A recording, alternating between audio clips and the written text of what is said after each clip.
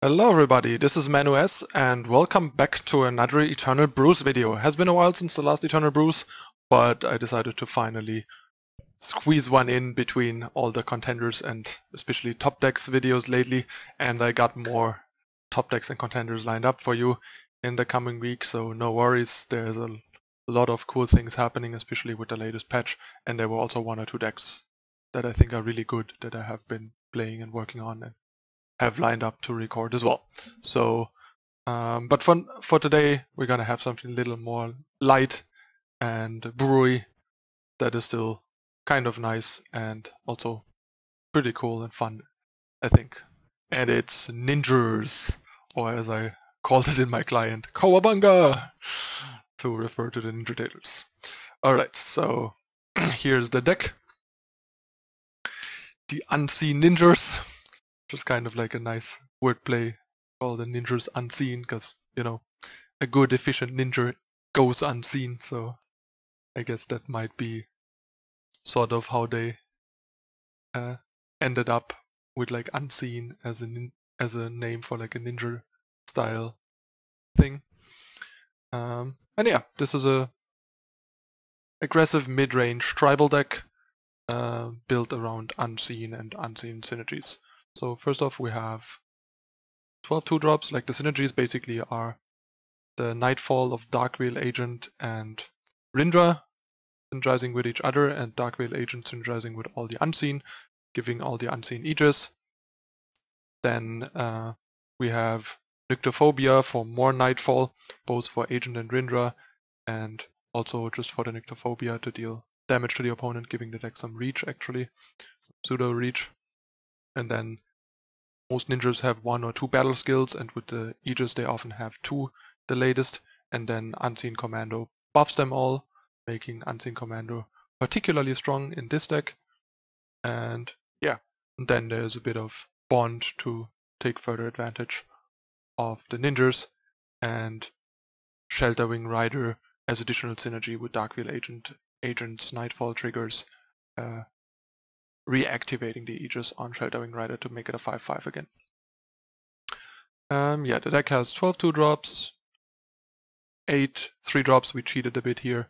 Valkyrie Enforcer is just too good to get in, to not get in. Also there's no good other 3-drop unseen the deck would want. There's like the 1/4 flyer, which would actually be good if there would be enough curses, but there simply isn't.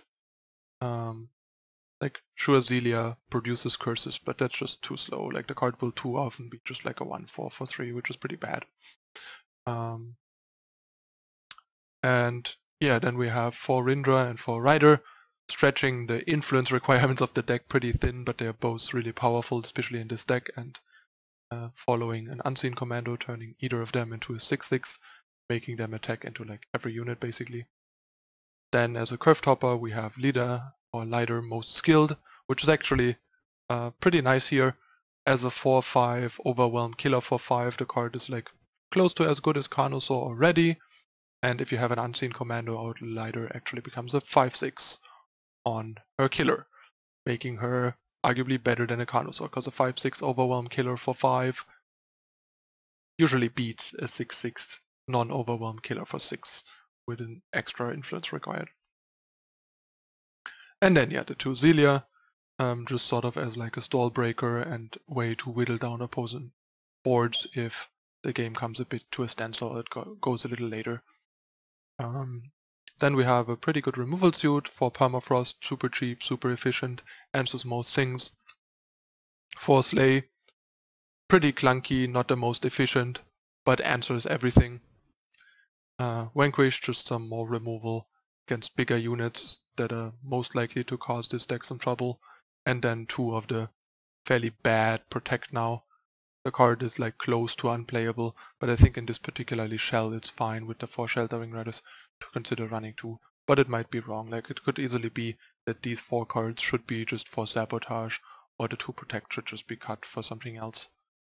Like I could see cutting like 2 Protect and a Slay for 3 Sabotage, for example. I'm not 100% sure on that. I used to run 4 Protect before the buff, before the nerf, because obviously the cards are all premium, so being able to additionally protect them to make sure Darkveil Agent can give your entire board Aegis and stuff, is really strong, but now at the cost of 2, the effect is so clunky, inflexible, and expensive that it's not very good. Because it's really hard to leave 2 power open. Turning your like 3 drops into 5 drops to protect them the turn you play them, for example, is just really bad. And yeah, then we have the power base, 4 Seek power and 25 power.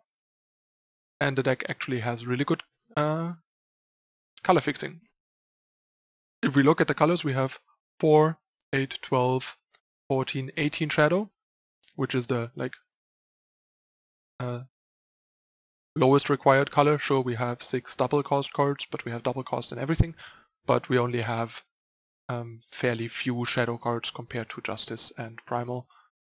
And we also have more double cost in Primal and in Justice and Primal.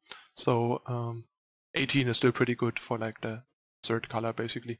And for Justice we have 4, 8, 16, 20. That's amazing for double cost 3 drops. That's like what you normally would get or want in like a 2-color deck, and even a lot of 2-color decks have like less than that sometimes, so that is amazing. And for Primal it's basically 19, which is also really good, given that we only need double Primal on 4, not on 3, so, and on 5. So it's like the Primal and Justice requirement, Justice influence is really, really great for the deck. The colors are actually like really consistent in terms of numbers for what you would want. And the crests help you further like manipulate stuff, and Common Cause and Seek Power give you the flexibility of getting the colors you are missing most of the time. Yeah, that's it for my Ninja Brew. I played a bunch with this deck. The deck is actually reasonably competitive. Like, the deck does some really powerful stuff and is very playable.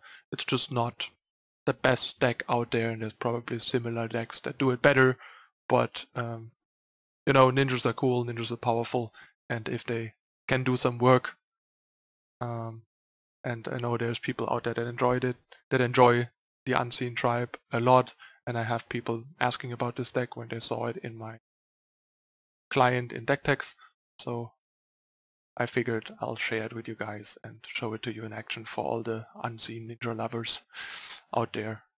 Give you something to like mess around with and take your favorite tribe to battle.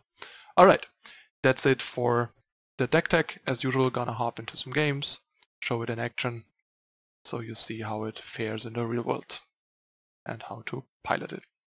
Okay, stay tuned for the games coming up next.